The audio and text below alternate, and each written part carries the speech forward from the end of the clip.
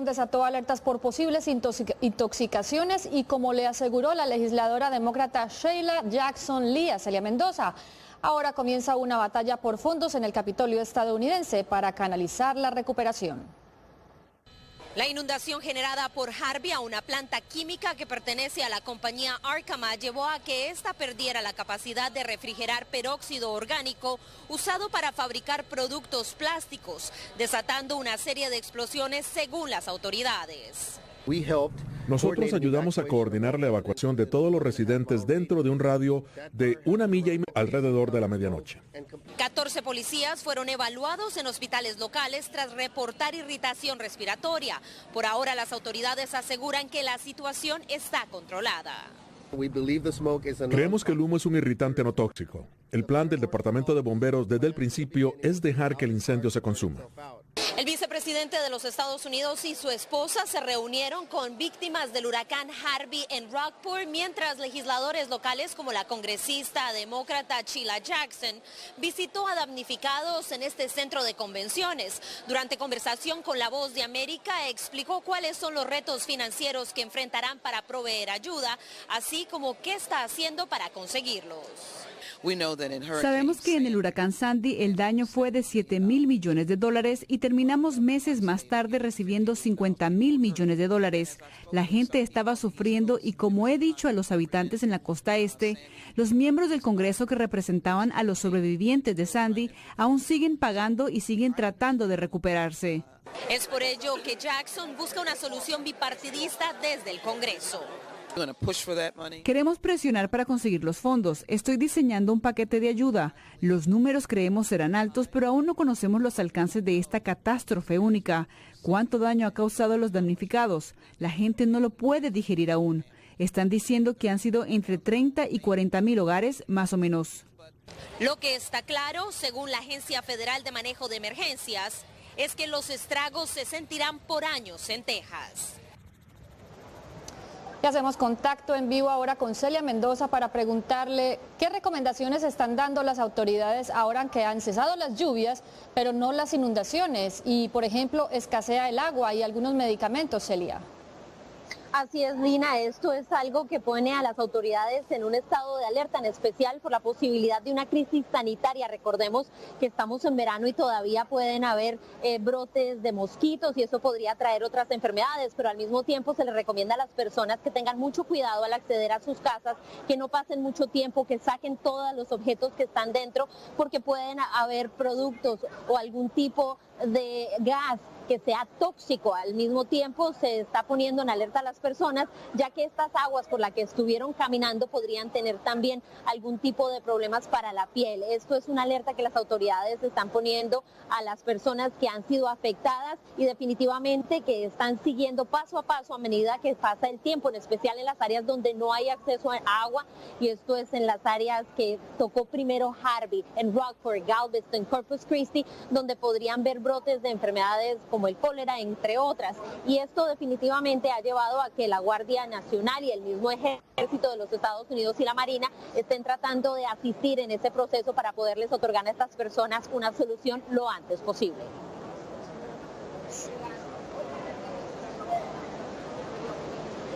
Celia, estamos esperando para poder ver el paquete que tú nos has preparado, donde precisamente habías dialogado La Voz de América, en nombre de La Voz de América, con la representante Sheila Jackson Lee.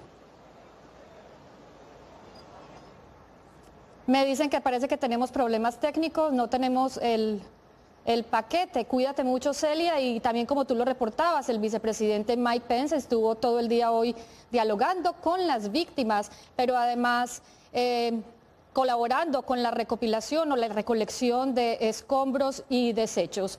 Y estimativos iniciales señalan que el costo de la tragedia causada por Harvey superaría los $75.000 millones. Pero no es solo dinero, sino tiempo, lo que tomará facilitar la recuperación psicológica y económica de las víctimas y la física de las áreas afectadas. Los daños y deterioros estructurales representan en estos momentos la mayor preocupación de los expertos que evalúan el escenario a corto, mediano y largo plazo tras la devastación generada por el huracán Harvey en Texas y los niveles históricos de precipitaciones. porque por el sentido de rotación antihorario que Harvey tenía, había un transporte de agua del Golfo de México tierra adentro que era importantísimo. Eso ya no existe. Pero el desalojo natural no ayuda, hay que hacer un desalojo forzado con grandes bombas. Esas grandes bombas requieren de fluido eléctrico que no está en la zona. Andrés Tremante es profesor de Ingeniería Aplicada a la Seguridad Tecnológica y Energética de la Universidad Internacional de Florida. En entrevista con La Voz de América, advirtió sobre el riesgo potencial en el cambio que se puede efectuar en las áreas afectadas por estar sometidas a los elevados niveles de agua. Mientras más tiempo estas zonas estén bajo el agua, las propiedades mecánicas de los suelos empiezan a cambiar y no nos extrañe que podamos tener algunos colapsos estructurales porque obviamente el suelo va perdiendo sus propiedades mecánicas y esto se sabe, esto se conoce bastante bien, esto se está abordando de manera importante. El profesor Tremante explicó además que las características del terreno en Texas y la planificación han favorecido a que los daños sean menores en comparación a otros lugares importantes en Estados Unidos. Si este mismo evento hubiera ocurrido en la isla de Manhattan o en el sur de la Florida, aquí tuviéramos una tragedia de 10 a 20 veces mayor de lo que está ocurriendo en el sureste de Texas. Sin embargo, esto no elimina el impacto que causó Harvey, pues tanto para las víctimas como para las autoridades, la recuperación tomará años. José Pernalete, Voz de América, Miami. Estados Unidos ordenó este jueves el cierre del consulado de Rusia en San Francisco y la reducción del personal diplomático de Moscú en Washington y Nueva York. El Departamento de Estado confirmó que la medida responde a la expulsión de Rusia de cerca de 800 diplomáticos estadounidenses. Mediante un comunicado, el Departamento de Estado informó que Moscú debe cerrar antes del 2 de septiembre su consulado general en San Francisco, un anexo de la Cancillería en Washington, así como un anexo consular en Nueva York. La decisión, según el documento, llega en respuesta a un espíritu de paridad invocado por los rusos. A finales de julio, el gobierno de Vladimir Putin ordenó la expulsión de 755 empleados de la embajada y consulados de Washington en Rusia. Esto como respuesta a las nuevas sanciones contra Moscú aprobadas por el Congreso estadounidense. Al anunciar su decisión, la portavoz del Departamento de Estado subrayó que Washington ya cumplió con la directiva rusa. Estados Unidos ha implementado plenamente la decisión del gobierno de la Federación de Rusia de reducir el tamaño de nuestra misión en Rusia. Creemos que esta acción fue injustificada y perjudicial para la relación general entre nuestros países. Con la medida anunciada, Washington indicó que ambos países continuarán sus labores diplomáticas con 3 consulados cada uno y expresó su deseo de poder aumentar la cooperación con Moscú en áreas de interés mutuo. Angélica Herrera, Voz de América, Washington. Más adelante, las tensiones diplomáticas por corrupción en Venezuela y la cuesta arriba que le espera la reforma tributaria de Donald Trump.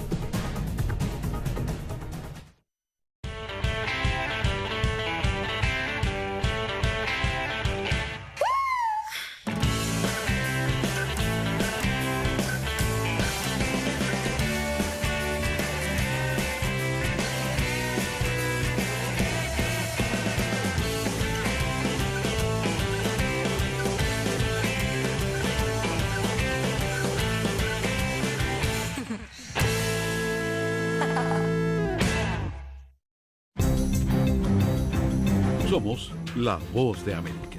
En la isla muy pocos cubanos estaban informados. Necesitamos la liberación de los presos políticos y los estudiantes. Se encuentran en las afueras de la Asamblea Nacional, nadie puede salir. Información balanceada y objetiva. Un promedio de 80 migrantes indocumentados vienen a desayunar a Entérese de lo que sucede en Estados Unidos, América Latina y el mundo en un solo lugar. boanoticias.com.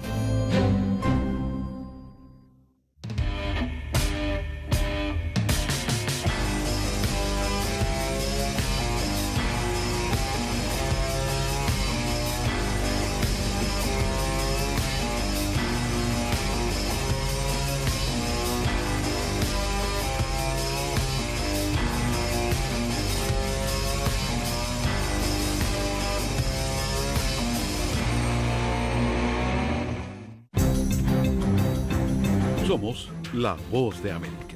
En la isla muy pocos cubanos estaban informados. Necesitamos la liberación de los presos políticos y los estudiantes. Se encuentran en las afueras de la Asamblea Nacional, nadie puede salir. Información balanceada y objetiva. Un promedio de 80 migrantes indocumentados vienen a desayunar aquí. Entérese de lo que sucede en Estados Unidos, América Latina y el mundo en un solo lugar. boanoticias.com.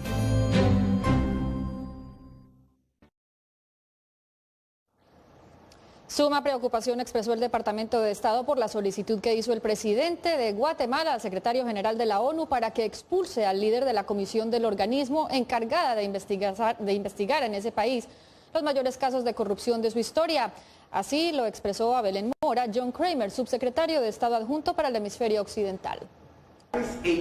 Estados Unidos urgió al gobierno de Guatemala a no interferir en el trabajo que la Comisión Internacional contra la Impunidad en Guatemala viene realizando. En entrevista con La Voz de América, el representante del Departamento de Estado, John Kramer, manifestó la preocupación de la administración Trump, que le pidió al presidente Jimmy Morales garantizar la independencia de las instituciones. Es muy importante que todas las instituciones guatemaltecas tienen esa libertad de cumplir con su función, sin interferencias políticas, ni mucho menos. El pedido de expulsión del comisionado de las Naciones Unidas y representante del CICIG, Iván Velázquez, por parte del presidente de Guatemala está afectando las relaciones diplomáticas de Guatemala, según le dijo a La Voz de América la ex magistrada guatemalteca Claudia Escobar.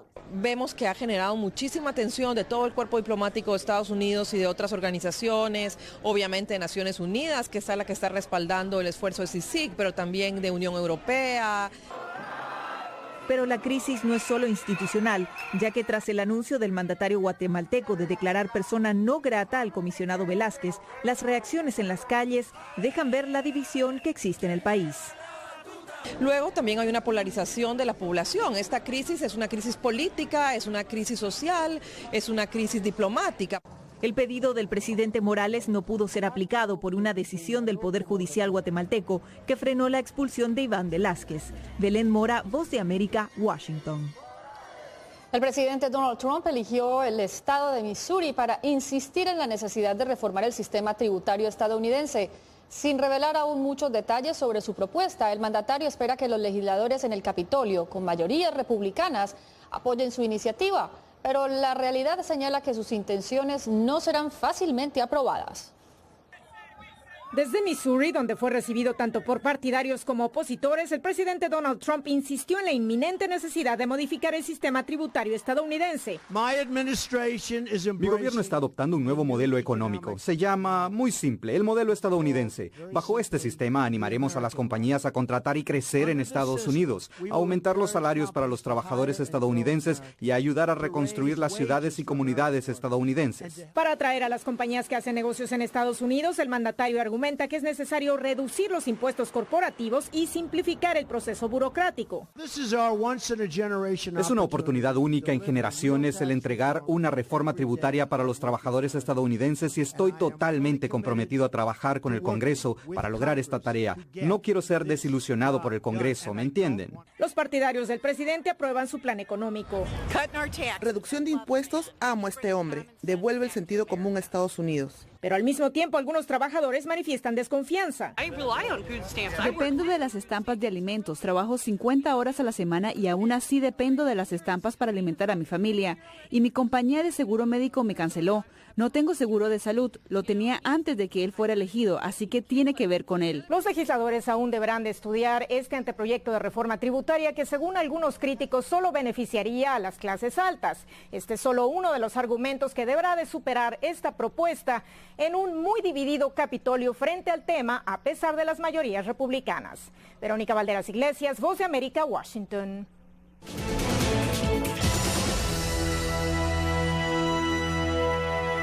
En su octava entrega de la serie Silicon Valley, estilo latino, Arturo Martínez nos presenta una historia de innovación que, si bien tiene relación con la protección al medio ambiente, no proviene del mundo tecnológico, pero crece en el corazón de la considerada meca de la tecnología. Estas son las expresiones de dos estadounidenses probando por primera vez un insecto. En este mercado de productos orgánicos de San Francisco se destaca un puesto de alimentos un tanto exóticos para el público: grillos. La idea de insectos comestibles no es una idea nueva.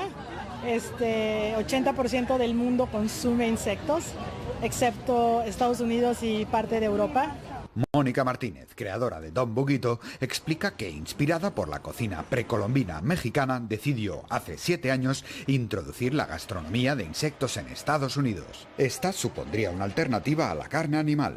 El 80% del maíz que es cultivado en Estados Unidos es para alimentar a vacas, a pollos y a cerdos. Entonces, con los insectos eso cambiaría.